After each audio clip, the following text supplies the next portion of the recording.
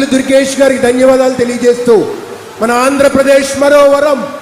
మన భీమవరం ముద్దుబిడ్డ కేంద్ర మంత్రివర్యులు శ్రీనివాసవరం గారిని సందేశం ఇవ్వాల్సిందిగా కోరుతా ఉన్నాం.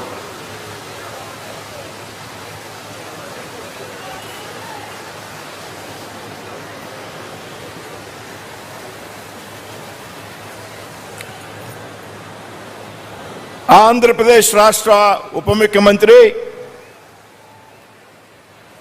యావత్ తెలుగు ప్రజల యొక్క ఆరాధ్య దేవుడు,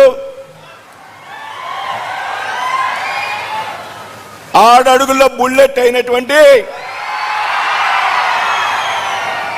శ్రీ కొణిదెల పవన్ కళ్యాణ్ గారికి,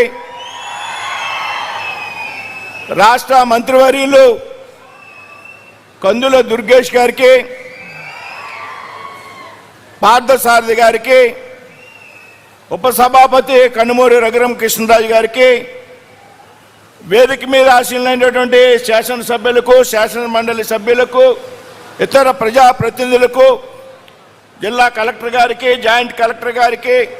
ఇరిగేషన్ శాఖకు సంబంధించినటువంటి అధికారులకు అందరికీ కూడా పేరు పేరున నమస్కృతులు తెలియజేస్తున్నాను. మిత్రులారా, వేదిక మీద పెద్ద ఎత్తున ఆశీనులైనటువంటి కూటమికి చెందినటువంటి జన సైనికులు, తెలుగుదేశం భారతీయ జనతా పార్టీ కార్యకర్తలుగా అందరికీ కూడా వినమ్రపూర్వక నమస్కారాలు తెలియజేస్తున్నాను. మిత్రులారా, ఇవాళ ఏదైతే పూర్వం ఉభయ గోదావరి జిల్లాలు ఉన్నాయో, ఈ ఉభయ గోదావరి జిల్లాలకు సంబంధించి దాహార్తిని తీర్చేటువంటి ఒక అద్భుతమైనటువంటి కార్యక్రమానికి ఇవాళ పెరవల్లో శ్రీకారం చుట్టడం జరిగింది అనేటువంటి విషయాన్ని సంతోషంగా మనందరూ కూడా స్వీకరించాల్సినటువంటి అవసరం ఉంది. మిత్రులారా, పెద్ద ఎత్తున నీరు అందుబాటులో ఉన్నప్పటికీ ఏదైతే రక్షిత మంచినీరు లేనటువంటి పరిస్థితి మన ప్రాంతంలో ఉన్నది, ఏదైతే ఆక్వా కల్చర్ కారణంగా నీరు కలుషితమైన ఉన్నది పెద్ద ఎత్తున ఈ ప్రాంతంలో అనేక సంవత్సరాలుగా మంచినీటి కోసం పరితపిస్తున్నటువంటి ప్రాంతం ఇది. అంటే అటువంటి ప్రాంతంలో ఈవేళ పెద్ద ఎత్తున దాదాపు 3050 కోట్లతో ఇవాళ ఒక శుద్ధి చేసినటువంటి నీటిని గ్రామీణ ప్రాంతాల్లో గ్రామాలకు ఇంటింటికి అందించేటువంటి ఒక బృహత్తరమైనటువంటి కార్యక్రమానికి ఇవాళ పవర్ స్టార్ పవన్ కళ్యాణ్ గారి నేతృత్వంలో శ్రీకారం చుట్టబడతా ఉంది. మిత్రులారా, ఏదైతే కేంద్ర ప్రభుత్వం నరేంద్ర మోడీ గారి ఆధ్వర్యంలో ప్రవేశపెట్టినటువంటి పథకం జల జీవన్ మిషన్ పథకం కింద దేశంలో అన్ని గ్రామాల్లో ప్రజల యొక్క దాహార్తిని తీర్చి ఇంటింటికి కుళాయి నీరు ఇవ్వాలనేటువంటి ఒక ఆలోచన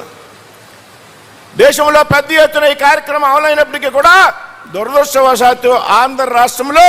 ఈ పథకం అమలుకు నోచుకోలేదు గత 5 సంవత్సరాల్లో అనేటువంటి విషయాన్ని సందర్భంగా మీ అందరికీ కూడా తెలియజేస్తున్నాను. మిత్రులు, ఏదైతే కేంద్ర రాష్ట్ర ప్రభుత్వాలు 50-50% నిష్పత్తిలో ఈ పథకాన్ని అమలు చేస్తున్నటువంటి సందర్భంలో దాదాపు 27,000 కోట్ల రూపాయలు అంచనా వ్యయంతో కేంద్ర ప్రభుత్వం 13,500 కోట్లు విడుదల చేయడానికి సిద్ధంగా ఉన్నప్పటికీ కూడా అప్పట్లో రాష్ట్రంలో అనుకున్నటువంటి ఏదైతే ప్రభుత్వం ఉన్నదో ఆ ప్రభుత్వం తన తాలూకు వాటాన్ని చెల్లించడానికి ముందుకు రాని కారణంగా ఆంధ్రప్రదేశ్లో ముఖ్యంగా ఈ గోదావరి జిల్లాల్లో ప్రజల యొక్క దాహార్తి తీరకుండా మిగిలిపోయింది అనేటువంటి విషయాన్ని సందర్భంగా గుర్తు చేస్తున్నాను. మిత్రులు, ఈ ప్రజల దాహార్తిని తీర్చడానికి మా దగ్గర నిధులు లేవని చేతులెత్తేసినటువంటి ప్రభుత్వం గతంలో ఉన్నటువంటి ప్రభుత్వం.